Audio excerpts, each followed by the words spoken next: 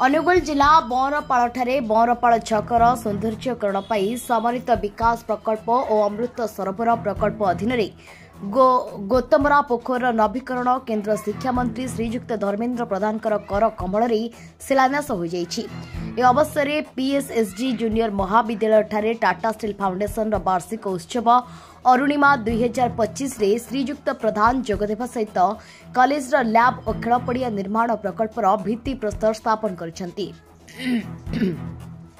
ए अवसर में श्रीजुक्त प्रधान बंरपाड़ अंचल शिक्षार विकास पर सप्तम बा तदूर्ध श्रेणी में पढ़ुथिबा अनुसूचित जाति और जनजाति वर्गर पिलामानंकु ज्योति छात्रवृत्ति प्रदान करथिले। एठारे सूचना था कि ज्योति छात्रवृत्ति टाटा स्टील फाउंडेशन एक अनन्य कार्यक्रम। जिला प्रशासन सहयोग में टाटा स्टील फाउंडेशन ए साधु उद्यम को श्रीजुक्त प्रधान भूयसी प्रशंसा करने सहित धन्यवाद जणाइथिले। श्रीजुक्त प्रधान तांको वक्तव्य में बंरपाड़ को अनुकूल तालचेर मुखशाला बोली अभिहित करथिले। दीर्घ 25 वर्ष मध्य किपरि एहा तत्कालीन सरकार द्वारा अवहेलित हुई अंचलवासी प्रगति में बाधा उत्पन्न करिछि से विषय में व्याख्या करथिले। बंरपाड़ ब्लॉक गोतमरा गाँ एक ऐतिहासिक गाँ। ए गाँव में विशिष्ट राजनीतिज्ञ स्वर्गत अधीत प्रसाद सिंह जन्मग्रहण करथिले।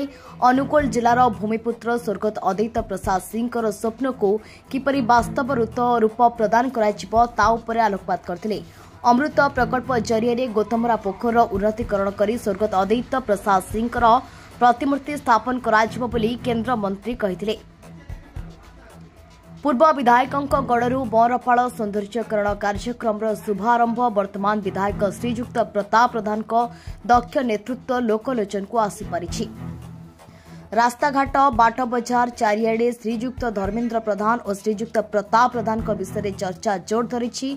आबाल वृद्ध वनिता केन्द्रमंत्री अनुकूल विधायकों प्रशंसा करने को थकु भी नहांती। तेज आज शुभारंभ होइथिबा पाखापाखि 2 कोटी मूल्यर प्रकल्प गुड़िक गाँव को एक नुआ परिचय देव और यही गाँवर सौंदर्यकरण सहित जनसाधारण यातायात सुविधा पाई बीजेपी सरकार बद्धपरिकर तथा जिला प्रशासन और टाटा स्टील फाउंडेशन सहयोग में अनुगुल जिला को एक आधुनिक जिला भाव में गढ़ा सामूहिक दायित्व नियाजिबो। ए अंचल आवश्यकता अनुसार शिक्षा स्वास्थ्य और रोजगार को व्यापक कराजिबो बोली मंत्री प्रतिश्रुति प्रदान करथिले। अनुगुल रुद्रमोहन साहू और सरोजकांत जेना रिपोर्ट सृष्टि न्यूज। हमर अनुगुल जिला प्रशासन तथा टाटा स्टील तरफ बंरपाड़ छक को सौंदर्यीकरण करिवार गोटे प्रकल्प आज ये आरंभ करिवार शुभ दिगला। तासह आमर ऐतिहासिक गाँ स्वर्गीय आदित्य प्रसाद सिंह जोटा जन्मस्थान गोतमरा से जो गाँवर पुष्करणी अच्छी अमृत सरोवर भाव बनईमार आज आम भी तार फाउंडेशन स्टोन दिगला। तासह ये आमर जो पूर्वज माने बंरपाड़ कॉलेज को बनई ये कॉलेज रे टाटा स्टील या आडप्ट कर लैबोरेटरी एटिकार खेल पड़िया तथा अन्य आनुषंगिक व्यवस्था ये टाटा स्टील तरफ करा आमर बंरपाड़ा आम अनुगुल जिलार मुखशाला ढेंकानाल और अनुगुल जिलार यहाँ है मध्यस्थली। टाटा स्टील नेतृत्व में जिला प्रशासन उभय पटु मिसिक आम जिला को गोटे एक आधुनिक जिला भाव तैयारी करिवार आमर संकल्पना अच्छी। ये हूँ अरुणिमा अर्थ है गोटे प्रथम सूर्यर गोटे नूतन किरण। तेणु टाटा स्टील फाउंडेशन जो विभिन्न जगार जो जगार आमर विभिन्न अच्छी माइन्स है प्लांट है से अंचल आम लोक सांगे मिसी लोक सहभागितार आम विकास कार्यक्रम करिथाउ एवं से बहुत इम्पोर्टाट स्टेक होल्डर तांकर एडवाइस एवं तांकर सजेशंस को नहीं लोक द्वारा माने लोक प्लानिंग लोकल प्लानिंग करी आम से कार्यक्रम करूँ। आज जो कार्यक्रम अच्छी से अरुणिमार आम 2-3 प्रोग्राम सहित विशेषकर फोकस देचु।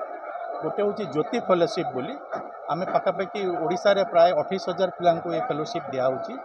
ये 2 वर्ष आरंभ हो पाखापाखि 95 जन पिला माने अनुसूचित जनजाति एवं जाति जो पिला मैंने अच्छा से 95 जन पिला सप्तम श्रेणी स्कॉलरशिप दिज्व। केवल प्रत्येक वर्ष आम परीक्षा करूँ से भल शिक्षा लाभ कले से जहाँ आगू पढ़े से जाए आम सांगे ठिया हबू एवं जो फेलोशिप प्रदान करूँ। एवं आमर जो कलिंगनगर अंचल किसी पिला भी अच्छा जे भी एससीबी मेडिकल पढ़ुं MBA करुँच कॉलेज रे पढ़ुं। तेणु ये गोटे ज्योति फेलोशिप गोटे कार्यक्रम ता सहित आम ये स्पोर्ट्स भलीबल उपर काम करुचु। आपण मैंने देखिए बहुत वर्तमान ढेंकानाल जिला बा अनुगुल जिलार पिला माने बहुत आगे अच्छा स्पोर्ट्स भलीबल स्टेट रिप्रेजेंट करुँच। ता सहित यही अंचल महिला मानकर स्वावलंबी होगापी आम जो एसएचजी भाव केमी गठन करी तांकर आर्थिक उपार्जन बढ़िबो एवं ता सहित से माने भी समाज में निजर मतदान करें निज विषय पदे कहीपर से कम भी होमती विभिन्न प्रकार उन्नतिमूलक कार्यक्रम आम ये अंचल करुचु। तेणु आपण मानकर सहयोग आशीर्वाद एवं सहकामना रहिले ये काम को आम आगे को निश्चय बढ़े पार।